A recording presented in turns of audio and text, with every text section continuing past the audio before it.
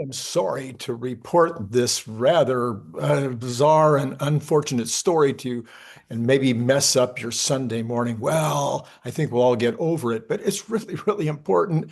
And hopefully there's solutions for it. But it's maybe an example of something that we will have a lot more of in our future. The story is from the street, which usually doesn't do very good journalism, but this is outstanding work, basically. Roadways in the U.S. cities are gripped by gridlock, unsafe drivers, and too many vehicles, so most municipalities really welcome any solution that could alleviate these issues. Autonomous driving companies see a future where roads are less congested. Maybe not. That may not be true. And far safer. That would definitely be true, thanks to technology that takes human drivers out of the equation. But the promise has been marred by the reality that companies, including Waymo, Tesla, and Zoox, still have a few kinks to work out before they make human drivers obsolete. Well, I don't know about Tesla. I don't know what, I'm not sure they're going to prove the case for Tesla or Zoox. Anyway, those issues were front and center for Waymo in San Francisco over the July 4th weekend. We know this, of course, several Waymo vehicles had to be towed in San Francisco over that weekend after their batteries died at the same time during 4th of July holiday celebrations in the city. Videos on social media showed about 20 Waymos lined up in a row, all with blinking lights and seemingly nowhere to go, while pedestrians walked past that intersection that they were blocking. San Francisco Mayor Daniel Lurie has been a champion of autonomous vehicles in the past, but it seems that the weekend's events have him feeling a bit differently about the current AV experiment in the city. Mayor Lurie sent a letter to California Secretary of Transportation 𝐒𝐚𝐲𝐝𝐸𝐻 asking the regulator to tighten controls on Waymo and other autonomous vehicle companies, increasing the threshold needed for them to operate in the state of California. Quote, Waymo vehicles struggled to navigate growing volumes of vehicular traffic and pedestrians, Lurie said in his letter, which was viewed by the San Francisco Chronicle. By the end of the fireworks show, autonomous vehicles became immobilized in traffic lanes, blocking key streets and ultimately bringing traffic to a standstill. We appreciate Mayor Lurie and the city of San Francisco for ongoing partnership with Waymo and keeping San Francisco at the forefront of innovation, said Waymo in a statement to the street. Waymo has successfully supported some of the city's biggest events, including the FIFA World Cup games, this year's Super Bowl and Fan Fest, and NBA All-Star Weekend. The city of Waymo shares a mutual goal of providing safe and accessible transportation for visitors and residents alike, the quote went on to say. But the company's response to the incident didn't placate the citizens of the city based on their social media responses, and it seemingly hasn't placated Lurie either. The mayor is calling on the California Department of Transportation to tighten the rules, which it already said up there, so maybe I was wrong about the journalism being fantastic. They need to demonstrate 4 core operational capabilities, proving they can continue to operate during major events or emergencies. Those operational capabilities include 1, keep traffic moving by immediately clearing disabled vehicles from traffic lanes.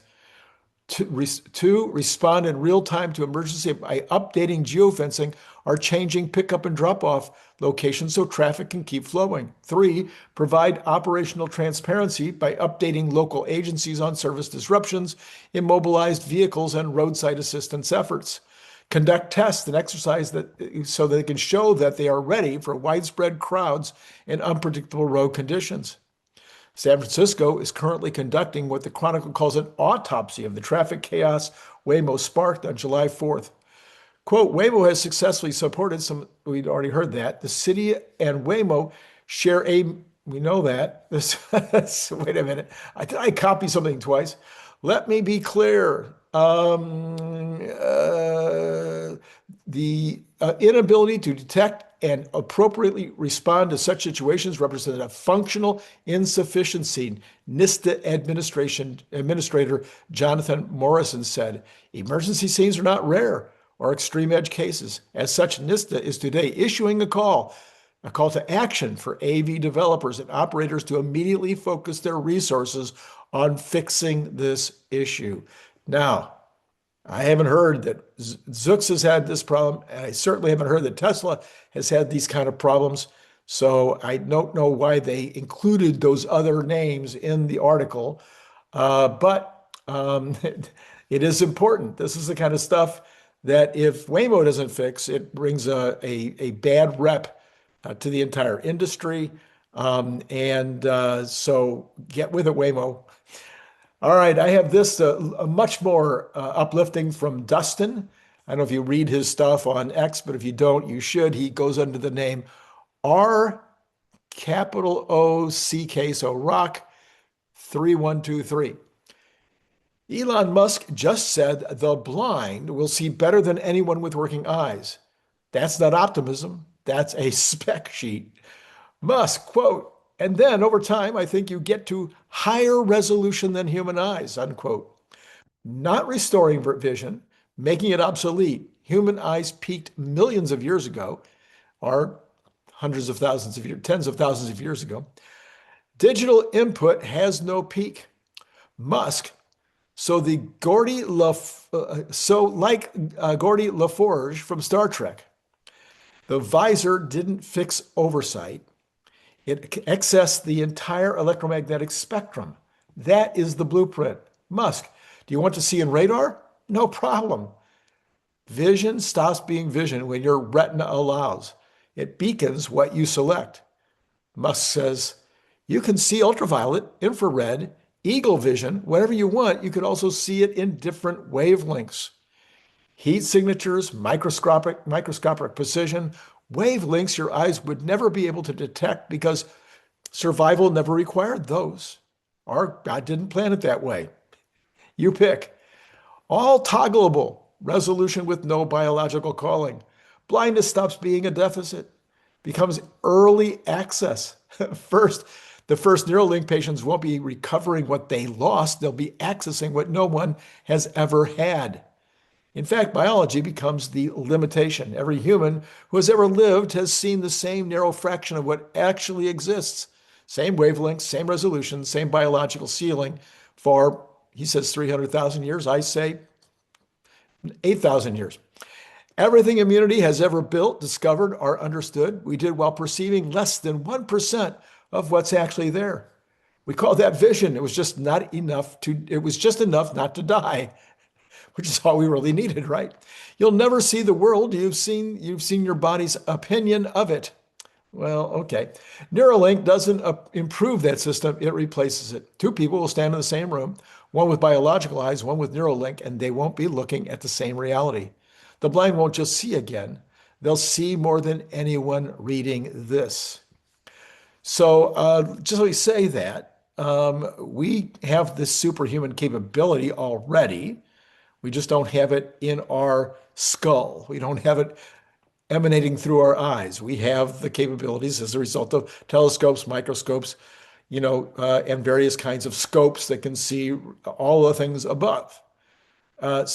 So we're going to be superhuman without those additional tools in a Musk world. And I think that's fine. I think it's amazing. I think it's incredible.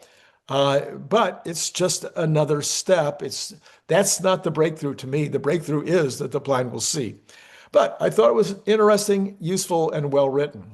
So this particular video, this is Randy Kirk, by the way. This particular video is brought to you by Rebellionaire. Many investors who are watching this channel are not traditional index fund only investors. Are you? They may have meaningful exposure to companies like Tesla or SpaceX, and they may be thinking about big themes.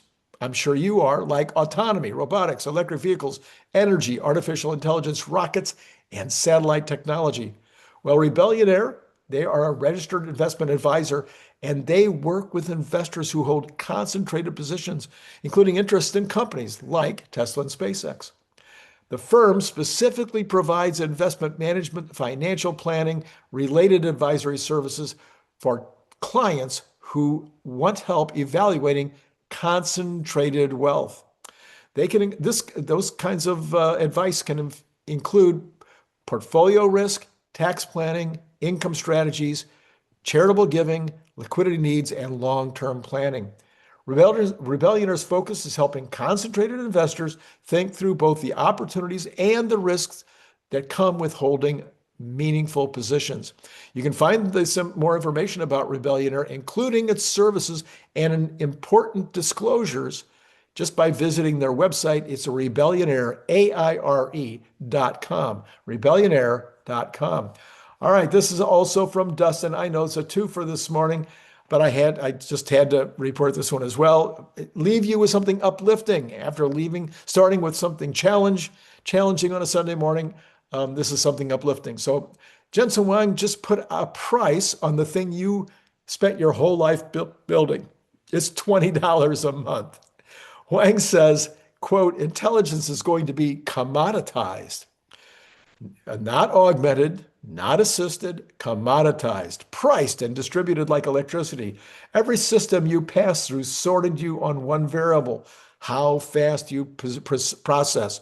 That is not quite true. It is not only how fast you process, it is other inimitable skills. It's also the amount of information that you've collected in certain areas. So that's a little thin there. Schools ranked it, universities gate-kept it, employers paid premiums for it. I agree on all those. That premium has just collapsed. Huang, quote, my life would suggest that being lower on the intelligence curve than everybody around me doesn't change the fact. Doesn't change the fact that I'm very, very successful. He's 100% right about that. The CEO of the most valuable company on earth just told you that he was never the smartest person in any room that he walked into. But he built NVIDIA anyway, because intelligence makes people useful. It never makes them irreplaceable. Huang, quote, character, humanity, compassion, generosity. I believe that those are all superhuman powers. He didn't call them soft skills. He called them superhuman. For the man who heretofore is making whoa, that was great reading, Randy. From a man whose hardware is making raw intelligence worthless, a machine can outthink you in milliseconds. It cannot outbelieve you. It cannot bleed for a vision nobody else sees. It cannot walk into a room of skeptics and make them follow what doesn't exist yet. Intelligence always felt rare. We just didn't have the technology to prove it wasn't. And now we do. We didn't just value intelligence, we used it as a proof that we, in fact, matter. I love that essay. I hope you did too. Listen, later on today, we will be having George Merchant, and the show will be fantastic, of course. George loves to get into the details of how AI is impacting us in our daily stuff, where you may be hearing that it's not having this much impact, that who knows whether we'll have any real monetizable results out of AI. He's showing you how even in his narrow slice of the automated world, it's already having a big impact. Then later on, of course, we'll have Monday morning, which is going to tell you all about, oh my goodness, next week, the earnings reports that are coming. You need to really think about these in advance. How is it going to impact the markets? How is it going to impact your portfolio? And then last night we had, what did we have last night? Well, it wasn't last night. It was, actually yesterday we had, in the morning, we had Brian Wang. Later in the day, we also had a video. I'm sure I can think of it in a second. Anyway, Brian was on in the morning. I'll put that card up, and I'll put the card about the other video that I can't remember, and I should be able to. I'm so sad. Anyway, that's all I got for, it was Larry Goldberg. That's why, because he's never on Saturday. Well, once a month he's on Saturday.